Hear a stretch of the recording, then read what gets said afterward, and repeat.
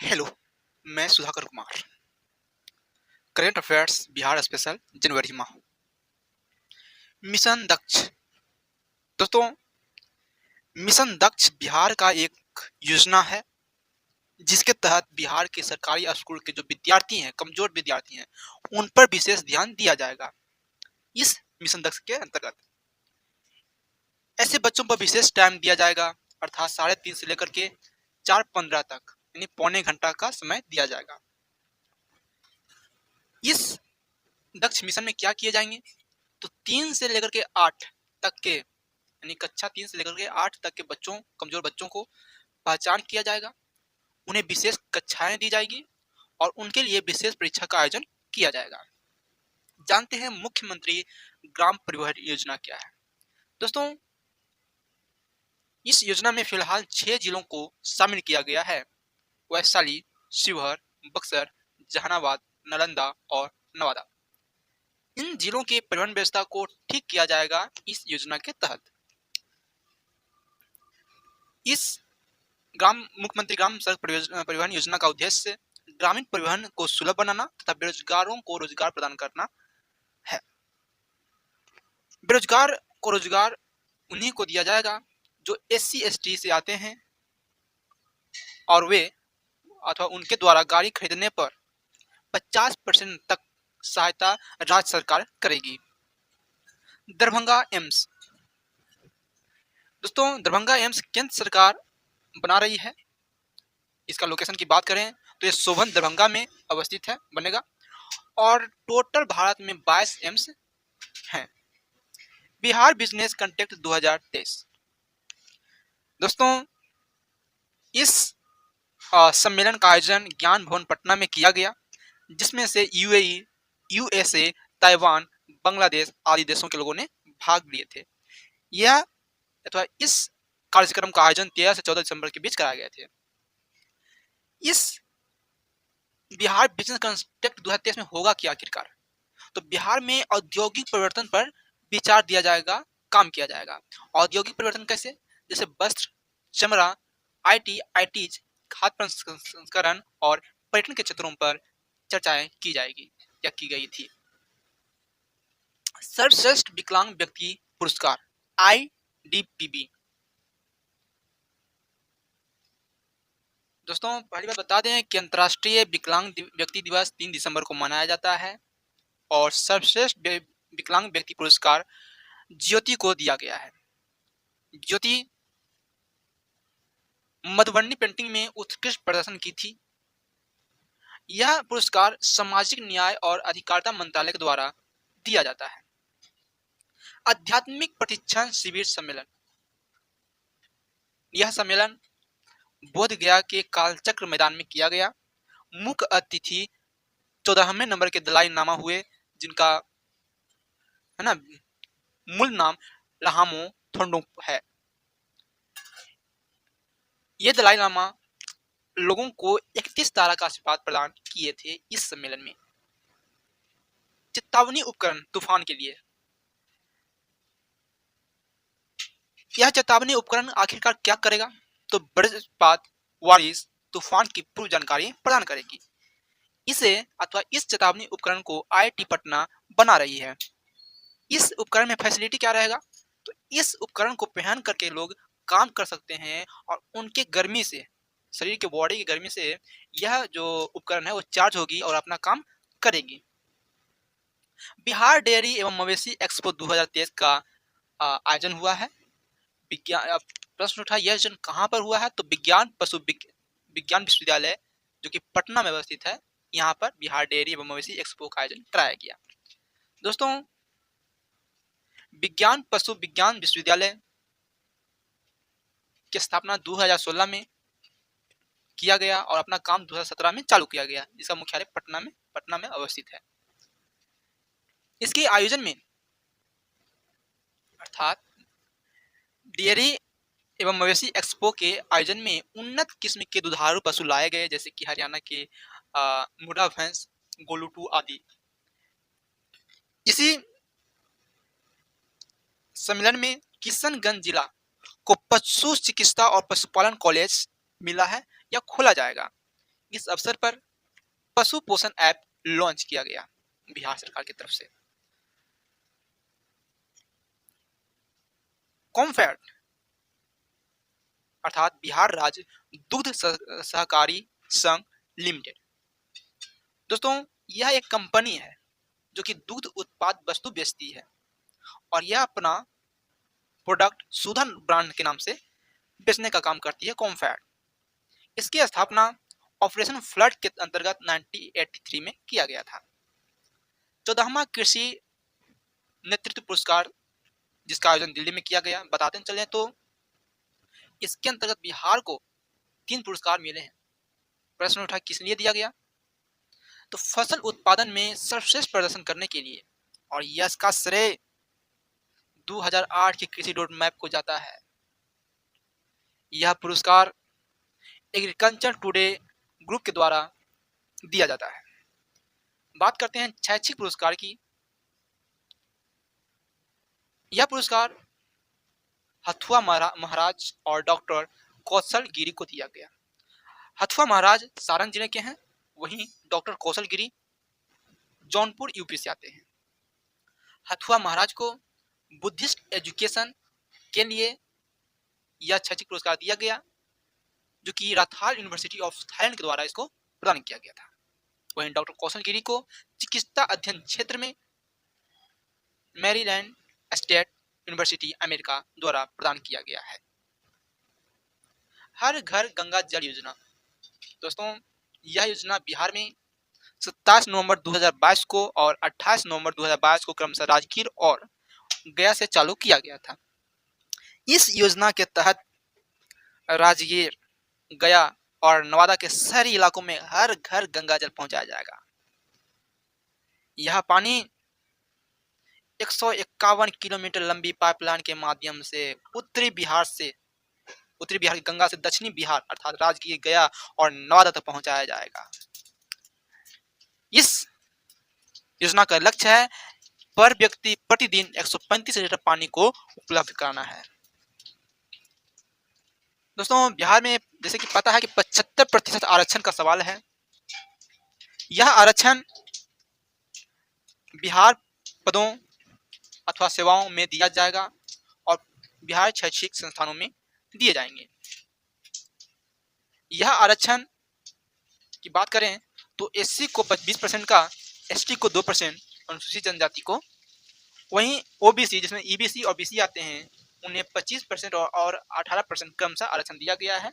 EWS को 10% दिया गया। इस प्रकार से 75% आरक्षण हुआ। लेकिन 75% आरक्षण का सवाल तो है, लेकिन इस पर विवाद उत्पन्न इस बात से हुआ कि यह आरक्षण इंदिरा सहनी मामला का उल्लंघन करता है। इसके बारे में बात रखा गया कि यह आरक्षण वंचित लोगों के सशक्तिकरण को बढ़ाएगा और आर्टिकल 41 को सपोर्ट करता है यह, और सर्वोदय उद्देश्यों को प्राप्ति भी करता है। जिस कारण से यह जो आरक्षण है वो पास हुआ। पूर्णिया में वायु गुणवत्ता। अभी हाल ही में केंद्रीय प्रदूषण नियंत्रण बोर्ड अपना रिपोर्ट जारी कर दिया है और 244 शहरों का लिस्ट दिया है, जिसमें नंबर 1 प्रदूषित शहर पूर्णिया को बताया गया। अगर बात किया जाए कि एयर क्वालिटी इंडेक्स में तो 406 एक QI प्राप्त किया है, जो कि अच्छी बात नहीं है। सेकंड स्थान पर बिहार का ही भागलपुर जिला था, सॉरी थर्ड स्थान पर भागलपुर आता है। विशेष राज्य की दर्जा की मांग बिहार कर रहा है। जानते हैं कि यह विशेष राज्य की दर्जा की मांग, विशेष राज्य दर्जा कब आया, इसका उद्देश्य क्या था, तो यह विशेष राज्य की दर्जा 5वें वित्त आयोग जो कि 1969 में हुआ था द्वारा प्रदान किया गया। इसका उद्देश्य राज्य के विकास में सहायता करना है। इस विशेष राज्य की दर्जा मिल जाने से लाभ क्या होगा उस राज्य को? दोस्तों केंद्र सरकार 90% तक वित्तीय सहायता प्रदान करेगी और जो धनराशि से बच जाएगा, जो खर्च नहीं कर पाएगा राज्य, उसे वापस राज्य को लौटाना नहीं पड़ेगा। लेकिन जिसको यह चीजें प्राप्त नहीं है उस राज्य को मात्र 60 to 70% ही धनराशि मिलेगी और जो धनराशि बच जाएगा उसको ये केंद्र सरकार को लौटाना पड़ेगा। विभिन्न प्रकार के छूट दी जाती हैं, जैसे corporate tax, custom tax, duty tax इत्यादि में छूट मिलती है उस राज्य को जो विशेष राज्य की दर्जा प्राप्त कर ली है। प्रश्न उठा कि किस राज्य को विशेष राज्य की दर्जा मिला जाएगा, तो ऐसे राज्य जो कि अंतरराष्ट्रीय सीमा पर स्थित हो, जिस राज्य या जो राज्य ढांचागत और अथवा आर्थिक रूप से पिछड़े हुए हों, जो पहाड़ी और दुर्गम इलाके में बसे हुए हों वो राज्य, अथवा और जनसंख्या घनत्व कम हो, जनसंख्या घनत्व कम हो और जनजातियों की संख्या अधिक हो, ऐसे स्टेट विशेष राज्य की दर्जा प्राप्त करने के लिए है ना है कर सकते हैं। और साथ ही साथ उस राज्य के आय के साथ केंद्र सरकार द्वारा गैर व्यवहार्य प्रकृति का प्रयोग किया जाता है, अच्छा वार्तालाप नहीं किया जाता है। दोस्तों, बिहार में ओढ़नी बांध और चंडी बांध का विकास किया जा रहा है। ओढ़नी बांध जो कि बांका जिले में बांका नदी पर है, वहीं चंडी बांध मुंगेर जिला में गंगा नदी पर है। इस बांध का विकास करने का उद्देश्य है कि बिहार पर्यटन क्षेत्र में आगे बढ़े। इन दोनों बांध को बनाने का खर्च 6.6 करोड़ लगा है। जानते हैं ISC फिक्की अवार्ड, इंडियन सेंटेंशन कोलाइजेशन। दोस्तों, यह अवार्ड का संस्करण 7वां था जो कि दिल्ली में आयोजित कराया गया। इस अवार्ड का विनर बिहार को बनाया गया स्वच्छता के क्षेत्र में, और स्वच्छता के क्षेत्र में बिहार की एक लड़की जमुई जिला की कोमल कुमारी, जिसे महिला चेंज मेकर पुरस्कार दिया गया।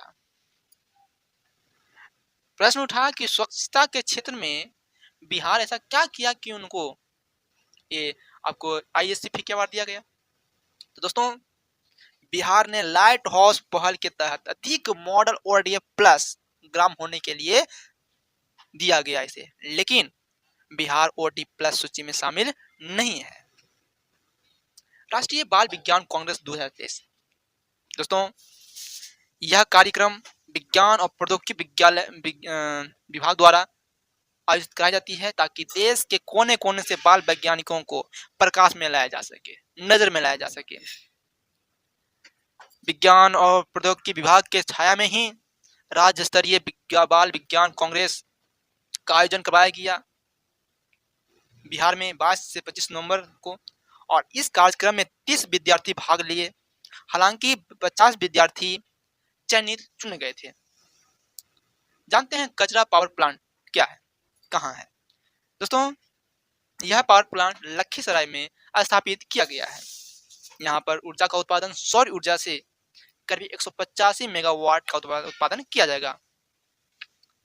इस पावर प्लांट को बैठाने का खर्च 1810 करोड़ रुपया लगा है, जिसमें राज्य सरकार ने 20% पैसा अपने पॉकेट से लगाया है और 80% ऋण लिया है। इस पावर प्लांट का क्रियान्वयन BSPGCL के द्वारा किया जाएगा, अर्थात Bihar state power generation company limited के द्वारा। ग्राउंड ट्रूथ वेरिफिकेशन क्या है ये, तो बिहार के बाढ़ प्रभावित क्षेत्रों का ग्राउंड स्तर पर निरीक्षण करना ग्राउंड ट्रूथ वेरिफिकेशन है। इसरो ने इस काम में बिहार को सपोर्ट किया है, मदद किया है, और बताया है कि पटना 97%, पटना की जो एरिया है और 97% है ना बाढ़ से ग्रसित है, जो कि सबसे अधिक है बिहार में। वहीं भागलपुर 90% और दरभंगा के 87% क्षेत्र बाढ़ से प्रभावित है। पूरा बिहार की बात करें तो टोटल बिहार का 45% क्षेत्र बाढ़ प्रभावित है। दोस्तों, राष्ट्रीय अपराध ब्यूरो ने अपना रिपोर्ट जारी किया और बताया कि सड़क दुर्घटना में बिहार 7वें नंबर पर आते हैं और दहेज हत्या में इनका स्थान सेकंड है। साइबर अपराध में बिहार 7वें स्थान पर है। वहीं पुलिस पर हमला अथवा सरकारी कर्मचारियों पर हमला के मामले में फर्स्ट स्थान पर बिहार का रिकॉर्ड है। झिझिया नृत्य, दोस्तों, यह नृत्य नेपाल और मिथिला क्षेत्र, बिहार के मिथिला क्षेत्र का है और भक्ति, स्वच्छता और जीवंत उत्सव महसूस होता है इस लोक नृत्य में। बताते चलें तो इसी झिझिया नृत्य को 75वें गणतंत्र दिवस के अवसर पर दिल्ली में बिहार की तरफ से प्रस्तुत किया गया था। शीतलहर कार्य योजना। इस शीतलहर कार्य योजना से फायदा क्या होगा लोगों को? तो मानव एवं पशु स्वास्थ्य के साथ साथ फसलों को भी शीतलहर से बचाने के लिए कुछ उपाय सुझाए जाएंगे इस शीतलहर कार्य योजना के तहत। दोस्तों, यह योजना आपदा प्रबंधन प्राधिकरण द्वारा पहली बार बिहार राज्य के लिए तैयार किया जा रहा है। बिहार सोलर रूफटॉप योजना क्या है ये? इस योजना में जो लोग अपने छत पर सोलर पैनल लगवाएंगे उसे सरकार 65% तक सब्सिडी देगी, बिहार सरकार। इसके लिए लोगों को कम से कम 1 किलोवाट से लेकर के 500 किलोवाट सोलर है ना सिस्टम बैठा सकते हैं, उनको यह सुविधा दिया जाएगा। मोलिब्डेनिन यह एक 2D धातु पदार्थ है जो असाधारण तापीय और विद्युत चालकता को सह सकता है। इस पदार्थ की खोज IIT पटना ने जर्मनी के वैज्ञानिकों के साथ किया है। उलार सूर्य मंदिर। दोस्तों, यह मंदिर पटना के दुल्हिन बाजार में स्थित है। यह 12 आर्कों में से एक है जो कि तीसरे नंबर का सबसे बड़ा आर्क स्थल है। बात करें फर्स्ट स्थान पर तो उड़ीसा के कोणार्क मंदिर और सेकंड स्थान पर देवार्क है और थर्ड स्थान पर उल्लार्क है जो कि पटना के दुल्हिन बाजार में स्थित है। सोना मोती। दोस्तों, यह सोना मोती गेहूं का एक किस्म है। इस किस्म के गेहूं के आटा का उपयोग करने से रक्त शर्करा के जो स्तर हैं वो कम होते हैं तथा रोग क्षमता विकसित होते हैं। इस किस्म के गेहूं को बिहार ने अपनाया है ना। स्टूडेंट क्रेडिट कार्ड, इसके माध्यम से गरीब छात्र को 4 लाख रुपए है ना तक बिहार सरकार मदद करेगी ताकि वह पॉलिटेक्निक अथवा तकनीकी पाठ्यक्रम में अपना शिक्षा प्राप्त कर सके। इस कार्ड पर विद्यार्थी को मात्र 4% तक ही ब्याज देना होगा और यह धनराशि छात्रों को जब रोजगार प्राप्त हो जाएगा उसके बाद ही उनको यह पैसा लौटाना होगा। बिहार पर्यटन नीति 2023, क्या खास बात है इसमें? बिहार पर्यटन नीति में जो लोग 10 करोड़ तक निवेश करते हैं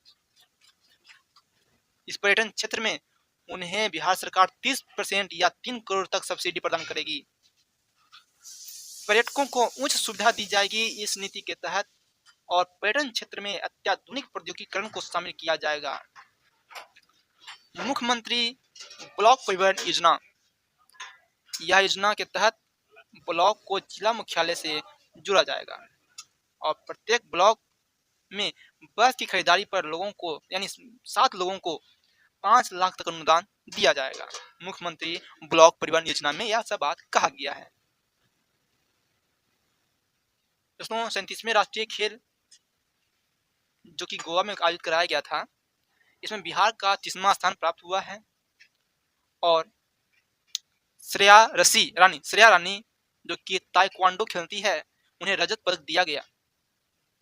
बिहार में ऑनलाइन गेमिंग पर 28% GST लगाया गया है। बिहार में आंवला, नींबू, कटहल की खेती करने पर 50% की सब्सिडी देने के बाद कहा गया है। जैसे आप लोगों को पता ही होगा कि बिहार में जाति सर्वेक्षण हुआ है जिसमें बताया गया कि 34% लोग गरीब हैं और ऐसे लोगों पर 34% लोगों पर 5 साल के अंदर बिहार सरकार 2.5 लाख करोड़ रुपया खर्च करेगी। 63% बिहार में ऐसे लोग हैं जो 10,000 रुपया से कम कमाते हैं। 1.5% लोगों के पास गवर्नमेंट जॉब है और बिहार की साक्षरता 79.7% बताई गई। ओबीसी अत्यंत पिछड़ा वर्ग ईबीसी में सबसे गरीब नाई जाति को बताया गया। वहीं बीसी में बैकवर्ड क्लास में सबसे गरीब घटवार जाति को बताया गया है। वहीं जनरल में भूमिहार को और एससी में मुसहर को सबसे गरीब बताया गया है। सबसे ज्यादा सरकारी नौकरी कायस्थ जाति को प्राप्त है और 2.17 लाख लोग विदेश में जॉब करते हैं बिहार के लोग, और 3.5% लोग बिहार से बाहर है ना रोजगार करते हैं, और 95% लोगों के पास कोई वाहन नहीं है।